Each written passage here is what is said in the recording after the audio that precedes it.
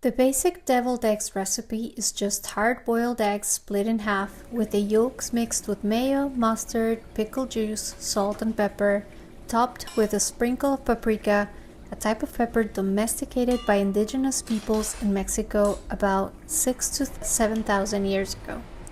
Paprika started growing through Europe in the 1500s, when Europeans brought it back after coming to the Americas for the first time. But back to deviled eggs.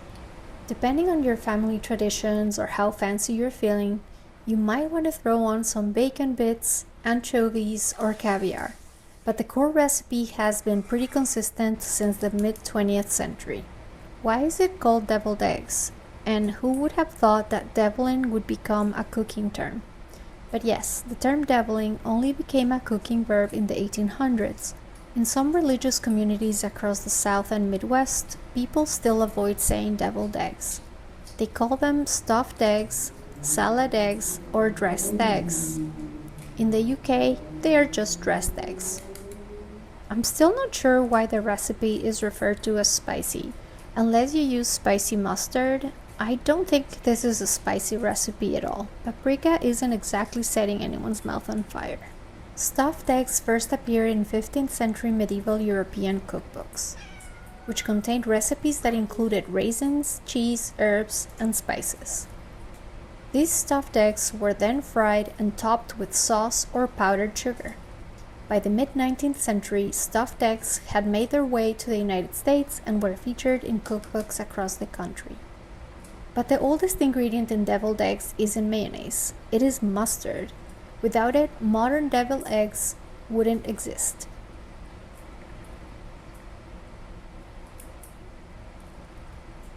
People have been using mustard since at least 3000 before Common Era, or BCE, but I like saying before Common Era, making it one of the first domesticated spices.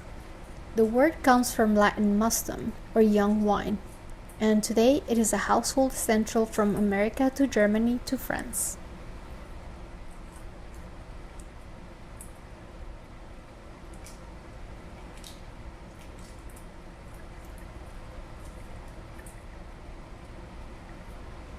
But what about the OG recipe? The first recipe appeared in 13th century Spain. They pound boiled egg yolks with cilantro, pepper, coriander, and onion juice, mixed it with muri, which is a fermented barley or fish sauce, oil, and salt. Then they would stuff this mixture back into the egg whites and stick the halves together with a tiny wooden pin. But the earliest record we have for this recipe dates back to ancient Rome. They served boiled eggs with spicy sauces as appetizers at fancy dinner parties, essentially the first deviled eggs making their debut nearly 2,000 years ago.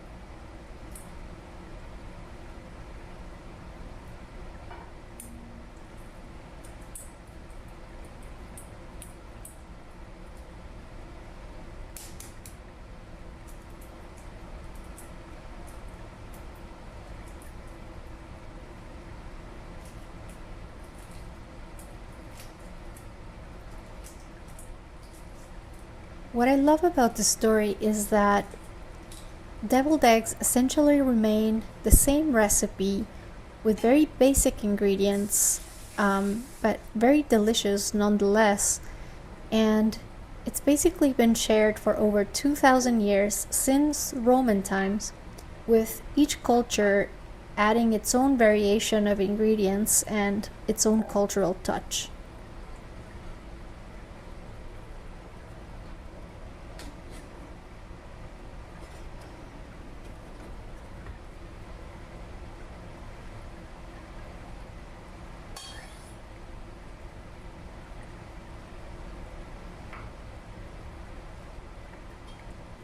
Just like music has traveled across centuries and weaved itself into a single fabric called culture, slowly but inevitably evolving into thousands of genres, the recipes we enjoy today represent a unique tapestry of shared ingredients and customs that have been borrowed from one culture and another and are able to tell remarkable stories of resilience and adaptability.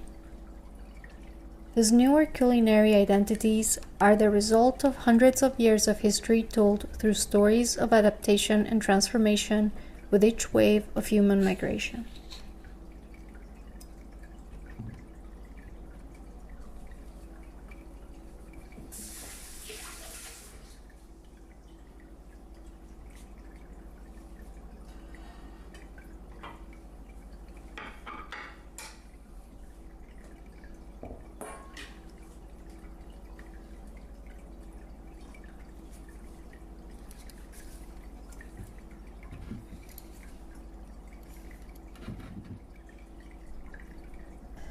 Also, I know I'm not the only one missing the good old days when one could buy a dozen eggs for $2.99.